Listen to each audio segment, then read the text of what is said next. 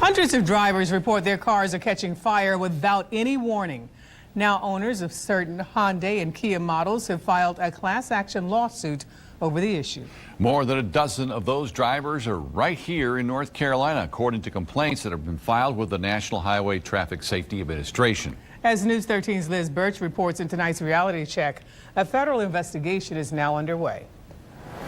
My wallet was in the center console. Mark King's 2011 Kia Sorento is nothing more than a burned up pile of metal. It baffles me too that like all the glass, it all melted and is all pulled up under the car. Last summer he heard two loud pops from what he thought was the outside. After the two pops, the power inside died. Moments later, police were banging on his door telling everyone to get out of the house because the garage was on fire. It was just a blazing inferno. My jaw was dropped and I literally was like, what is going on? The damage cost more than $150,000. Fire investigators tell us they never figured out what caused the fire or where it started. I think Homeowner George King says insurance companies were stumped too. Then a family member told him to Google Kia car fires. I was totally surprised that we hadn't heard about this before. The Kings are one of more than 350 families reporting sudden non-crash related fires in their Kia and Hyundai vehicles. It's a problem car safety groups started investigating last spring. You're driving down the highway, you're driving on a local road, sometimes in your driveway, in a parking lot, it's just catching fire. The Center for Auto Safety tracks issues and pushes for investigations and recalls. Their work led to recalling 23 million Firestone tires in 2000.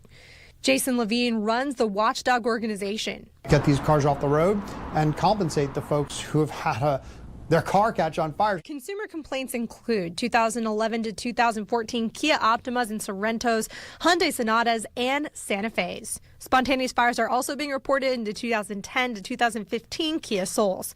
The center wants to see a recall. There's clearly something going on here. In June, CAS petitioned the National Highway Traffic Safety Administration to look into the problem.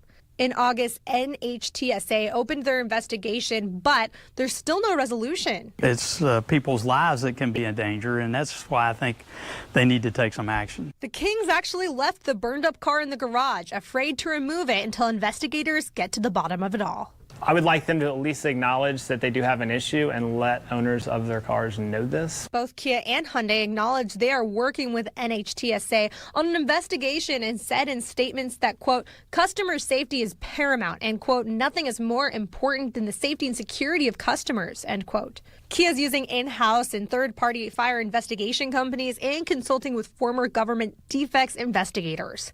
Hyundai also said they're using, quote, independent engineering and fire investigator experts to determine the cause and work with consumers towards a resolution. It's all charged. 10 weeks after the fire, Kia did send an investigator to inspect the King's car. Basically, they've been stonewalling us and dragging their feet and hoping that we just go away, I think. Consumers can get a heads up on reported problems with their vehicles long before the recall itself is ever issued. Each month, NHTSA issues a new report detailing what they're investigating for potential recall. Some of those investigations last for years. The latest report from November shows there were 41 open investigations into various complaints from spontaneous sunroof breakage to power steering failures and airbags becoming disabled. Liz Birch, News 13. A U.S. Senate committee was supposed to have a hearing with the chief executives of Kia and Hyundai in November, but it was put on hold when the execs refused to go. Officials say it could still be rescheduled. The class action lawsuit filed last month accuses the automakers of concealing the defect. The NHTSA or NHTSA's investigation into more than 350 complaints is still ongoing.